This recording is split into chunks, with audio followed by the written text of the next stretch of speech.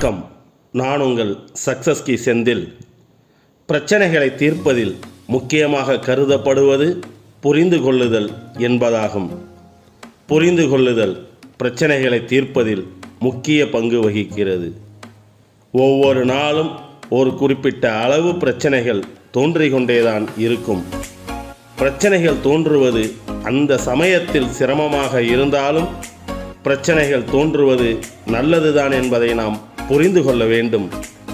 தடைகள், சோதனைகள், பிரச்சனைகள் இல்லாவிட்டால் வாழ்க்கைக்கு அர்த்தமே இல்லாமல் போய்விடும்.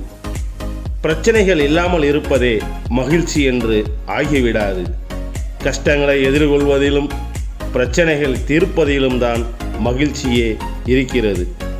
முன்பு சொன்னது போல் பிரச்சனைகள் தொடர்ந்து வந்து கொண்டேதான் இருக்கும்.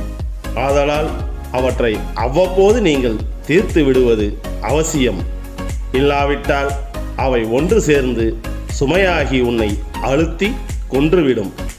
ஆம், தீர்க்க வேண்டிய பிரச்சனைகளை அவ்வப்போது தீர்க்காமல் விடுவதால் தான் பலர் மன அளவிலும் உடல் அளவிலும் சோர்வுற்று முறிந்து போகிறார்கள். நீண்ட காலத்தை போக்கி சரியான தீர்வை காண்பதை விட விரைந்து போதுமான தீர்வை காணும்போது புதிய பிரச்சனைகள் சேர்ந்து போவதை தடுக்க முடியும். உண்மையில் நாம் ஒன்றை புரிந்து கொள்ள வேண்டும். பிரச்சனைகளிலிருந்து தப்பிப்போக நீங்கள் நினைத்தால் அது உங்களை பின்தொடர்ந்து கொண்டே இருக்கும்.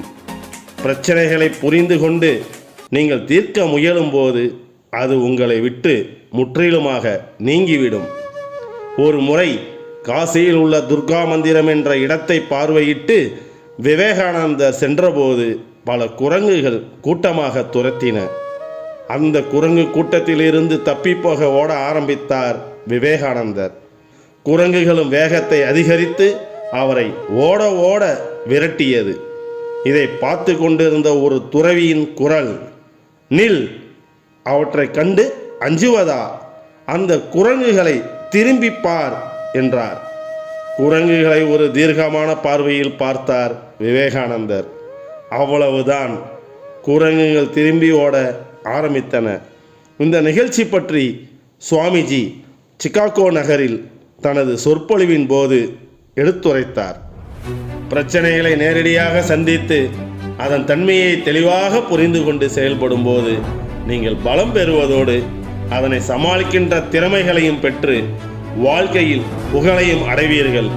அத்தோடு உங்கள் மதிப்பையும் நீங்கள் உயர்த்தி கொள்ள முடியும். பிரச்சனை கடுமையாகத்தான் இருக்கும். அவற்றை முகம் கொடுத்து வெல்லுங்கள்.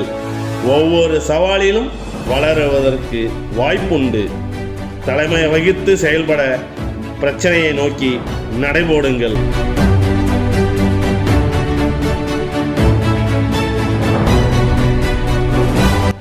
நன்றி, வணக்கம்.